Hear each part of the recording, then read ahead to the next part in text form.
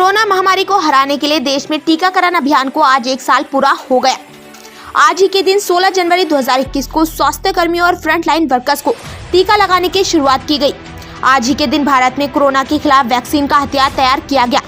पूरे देश की तरह उत्तराखंड में भी एक बड़ी शुरुआत हुई। वृहद रूप से टीकाकरण अभियान की शुरुआत और 1 साल के दौरान उसकी सफलता पर उत्तराखंड बीजेपी ने खुशी जाहिर की।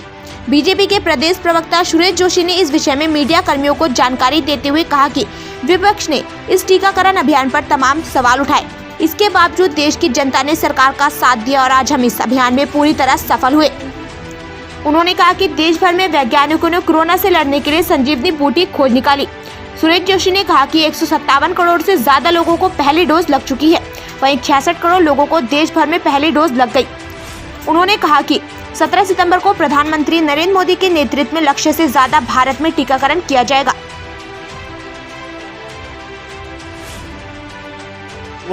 करते हुए दुनिया में सबसे अधिक वैक्सीनेशन की डोज दी है। हम सब सौभाग्यशाली हैं।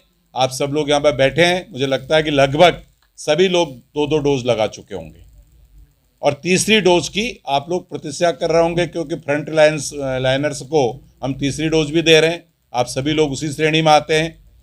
तो यानी आज 1 वर्ष पूर्ण होने पर हम आप लोगों के बीच में कुछ डाटा इस तरह से हमारे पास आए हैं कि हमने आज वैक्सीनेशन ड्राइव का 1 साल पूरा होने पे 157 करोड़ से अधिक वैक्सीनेशन की जो डोज हैं वो लोगों को लगाई हैं और साथ ही साथ जो है कि लगभग 66 करोड़ लोग देश के अंदर ऐसे हैं जिनको दोनों डोज लग चुकी है।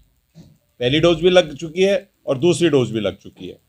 और साथ ही साथ हमने अभी 15 वर्ष से लेकर 18 वर्ष तक की उम्र के लोगों को भी वैक्सीनेशन का कार्यक्रम शुरू कर दिया है। नित्य प्रतिदिन 40-45 लाख डोज पर डे की लग रही हैं।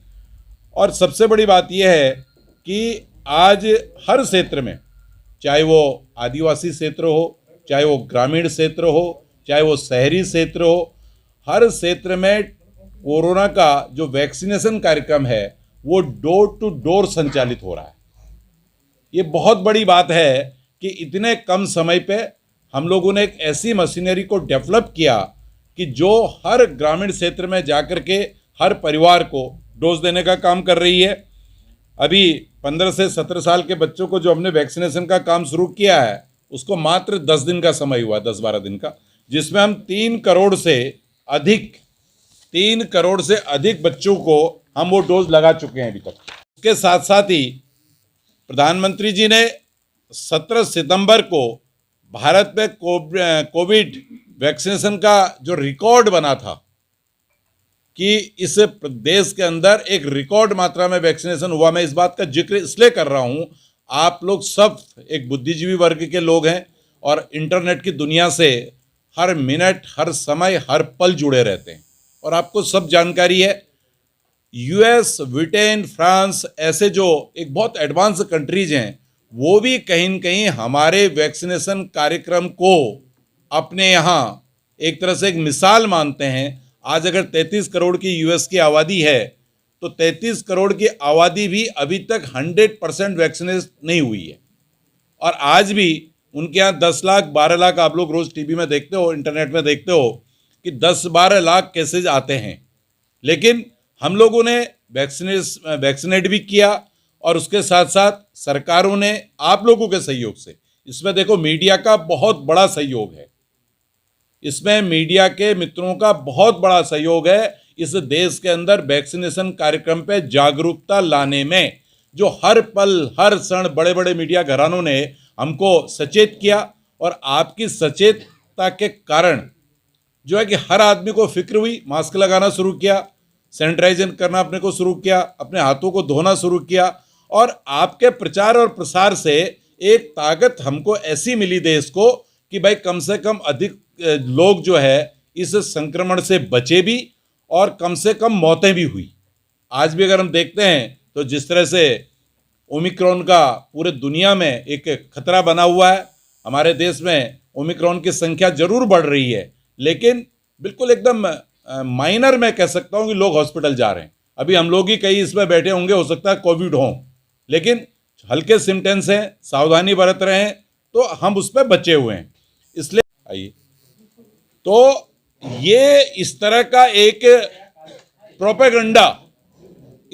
प्रोपेगेंडा कराने के बावजूद भी हम लोगों ने इस वैक्सीनेशन के कार्यक्रम को बहुत, एक मैं कहता हूं कि सरलता के साथ, तत्परता के साथ, और प्रधानमंत्री जी मोदी जी के नेतृत्व में, सबसे बड़ी बात तो यह है कि इस देश के प्रधानमंत्री ने टाइम टू टाइम सभी राज्यों के मुख्यमंत्रियों के साथ अच्छा कोऑर्डिनेशन बनाया, और हमने, चाहे हमारी सरकारें जहां थी या नहीं थी, कहीं पर इस तरह का भेदभाव नहीं किया कि भाई कहाँ कम देना है, कहाँ ज़्यादा देना है, क्योंकि जो संवैधानिक सिस्टम था, जहाँ पर ज़्यादा ज़रूरत थी वहाँ ज़्यादा देना था, जहाँ की पॉपुलेशन ज़्यादा थी वहाँ ज़्यादा देना था, जहाँ पर संक्रमण दर ज़्यादा वो कर रही थी उसको मॉनिटरिंग करना था। समय समय पर हमने सेंट्रल्स की टीम, चाहे पश्चिम बंगाल हो, महाराष्ट्र हो, उड़ीसा हो, गुजरात हो, जिन जिन राज्यों में इस तरह की दिक्कतें आ रही थी उन पर हम लोगों ने टाइम टू टाइम सेंट्रल की टीमें भी भेजी। और सबसे बड़ी बात क्या थी कि अगर वैक्सीनेशन के दुरुपयोग के कोई भी मामले आपके माध्यम से आए तो वो उन्हीं राज्यों में आए। राजस्थान के अंदर 11 लाख डोजेस की बर्बादी का मामला आया, पंजाब के अंदर कई स्थानों पर जो है कि वैक्सीनेशन प्रोग्राम को ही उन्होंने गति नहीं दी, ऐसे मामले आए। तो ऐसे ही छत्तीसगढ़ का जो आदिवासी क्षेत्र था उसमें इस तरह की दिक्कतें आई। लेकिन भारत सरकार ने बिल्कुल पैनी निगाह रख करके एक एक राज्य को, एक एक जिले को कोऑर्डिनेट कर करके लगातार संपर्क किया और हम उस पर कार्यक्रम चलाते रहे। अब उसी तरह अगर मैं उत्तराखंड की बात करूं, देखिए इस प्रदेश में भी प्रतिपक्ष के लोग, जब कोविड काल था, आप लोग देख रहे थे, भारतीय जनता पार्टी के कार्यकर्ता या भारतीय जनता पार्टी की सरकार, हमारा पूरा ध्यान केंद्रित था, चाहे हमारा पत्रकार मित्र हो, चाहे हमारा व्यापारी मित्र हो, चाहे हमारा किसान भाई हो, चाहे बहन हो, चाहे माता हो, कोई भी हो, हम लोग इस बात पे लगे थे कि भाई इसके लिए राशन की व्यवस्था है या नहीं है। हम इस बात पे लगे थे कि भाई उसको रेमडेसिविर इंजेक्शन की ज़रूरत है तो मिल रहा है नहीं मिल रहा है, इसको जो है कोई और डोज की ज़रूरत है तो मिल रही है। हमने सेवा ही संगठन है नाम से अपने कार्यक्रम पे हमारा कार्यकर्ता लगा था। अगर आप कोविड का रिकॉर्ड देखेंगे, उत्तराखंड में सबसे ज़्यादा भारतीय जनता पार्टी के कार्यकर्ता कोविड ग्रस्त हुए होंगे। क्यों? सीधे संपर्क था जनता से, सीधे हम जनता के बीच में जा रहे थे। लेकिन उस समय भी कांग्रेस के मित्र राजनीति कर रहे थे, और राजनीति भी किस तरह की थी कि वो शमशान घाटों में जाकर के शॉर्ट वीडियो बना रहे थे।